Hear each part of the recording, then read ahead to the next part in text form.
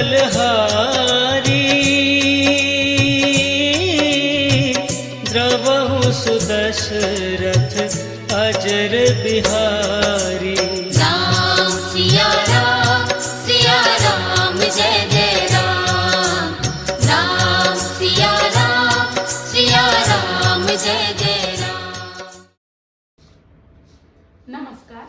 कवितांचे देणे रामकथा विशेष सिरीजच्या चौथ्या आणि अखेरच्या भागात तुमचं मनापासून स्वागत. रामायणात राम त्याच्या प्रवासात अनेकविध जाती जमातीच्या लोकांशी जोडला गेला आहे. म्हणजे बहुधा वानर आणि भल्लूक या सुद्धा वनवासी प्रजाती असाव्यात. रामाची गोष्ट म्हणजे एका हुशार, पराक्रमी, निश्चयी आणि संवेदनशील तरुणाची गोष्ट आहे. त्याच्याकडे सेना नाही, राज्य नाही, पण दंडकारण्यातल्या वनवासी प्रजेला सोबत घेऊन रावणासारख्या बलाढ्य पण अन्यायी आणि उन्मत्त प्रवृत्तीशी युद्ध करण्याचं अदम्य साहस राम दाखवतात. आपल्या सहृदयी स्वभावाने अनेक मित्र जोडतात. संघटन कौशल्याने स्वतःची सेना उभी करतात. संकटाचे रूपांतर संधीत करतात. उत्तम आणि न्यायाचे राज्य चालवतात. हे सगळं असूनही भिल्ल शबरीची उष्टी बोरे आनंदाने खातात. जटायूचा अग्निसंस्कार स्वतःच्या हाताने करून आपल्या मृदू आणि संवेदनशील स्वभावाची साक्ष देतात. इतके सगळे उत्तम गुण ज्याच्या ठायी आहेत त्याला देवत्व प्राप्त न झाले तरच नवल खरे. पण देवत्वाचे गुणगान करताना आपण त्याच्यातले अनुकरणीय गुण विसरतो आहोत का? धर्मो हि परमो लोके धर्मे सर्व प्रतिष्ठितम ही रामायणाची शिकवण आहे. म्हणजे महर्षी वाल्मिकींनी रामकथा रचली ती हीच शिकवण लोकांपर्यंत पोहोचावी म्हणून. वाल्मिकी ऋषींनी त्यांच्या रामायणात रामाच्या रूपाने आदर्श जीवन कसे असावे याचा वस्तुपाठ प्रस्तुत केला आहे. या रामचरित्राचा अभ्यास आणि अनुशीलन करण्याचा आपण सर्वांनीच प्रयत्न करावा. रामाची मूर्ती किंवा त्याचं मंदिर हे प्रतीक व्हावं प्रेमाचं, समत्वाचं, न्यायाचं, आनंदाचं. या भूमीच्या कणाकणात जाती धर्म आणि भाषिक बंधनांच्या पलीकडे रुजलेल्या रामाच्या कथेचं प्रतीक म्हणजेच अल्लामा इक्बाल यांची ही उर्दू कविता. प्रथमच आम्ही या कार्यक्रमात वाचतोय आणि उर्दू कविता वाचनाची फारशी सवय नाही, तेव्हा थोडेसे उच्चार आणि शब्द 19-20 झाले तर आपण सगळेजण समजून घ्याल अशी भाषा आहे. तर अल्लामा इक्बाल यांची एक सुंदर उर्दू कविता. लबरेज है शराबे हकीकत से जामे हिंद. लबरेज है शराबे हकीकत से जामे हिंद. सब फलसफी है खित्ताए मगरिब के रामे हिंद. ये हिंदियों की फिक्र फलक रस का है असर. ये हिंदियों की फिक्र फलक रस का है असर. रिफत में आसमां से भी ऊंचा है बामे हिंद.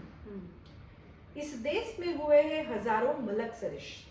इस देश में हुए हैं हजारों मलक सरिश्त. मशहूर जिनके दम से है दुनिया में नाम हिंद. है राम के वजूद पे हिंदुस्तान को नाज. है राम के वजूद पे हिंदुस्तान को नाज. अहले नजर समझते हैं इसको इमाम हिंद. अहले नजर समझते हैं इसको इमाम हिंद. ही प्रसिद्ध उर्दू कवी डॉक्टर इक्बाल यांनी 1908 साली लिहिली. तेव्हा ते स्वतः जर्मनीमध्ये फिलॉसॉफीचे विद्यार्थी म्हणून शिकत होते. त्यावेळेस युरोपीय देशांना त्यांच्या संस्कृती किंवा तत्वज्ञानाविषयी जो वृथा अभिमान होता त्याला उत्तर म्हणून त्यांनी लिहिलेली ही कविता आहे. कवितेचा भावार्थ असा की या भारत भूमीमध्ये सत्याच्या दर्शनाने पश्चिमेकडचे तत्वज्ञ प्रभावित आहेत. इथे अनेक दिव्य महापुरुषांनी जन्म घेतलाय. श्रीराम हे तर भारतीयांचा अभिमान आहे.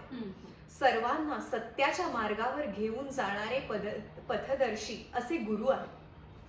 त्यांच्या सदाचरणाचा, सात्विकतेचा प्रभाव इतका आहे की भारतातील संध्याकाळ ही अन्य जगातल्या सकाळीपेक्षाही अधिक शुभ्र आणि उजळ आहे. वा, किती सुंदर कल्पना. खरंच. राम हे कुठल्याही जात, धर्म, पंथाच्या पलीकडे जाऊन आपल्या सर्वांचे आहेत.